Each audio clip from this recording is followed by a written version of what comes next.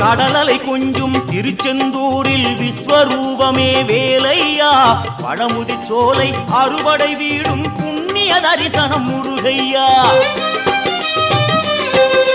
திருநீர் அணிந்து வரும் போது நெஞ்சில் நிம்மதி பிறக்குது கந்தையா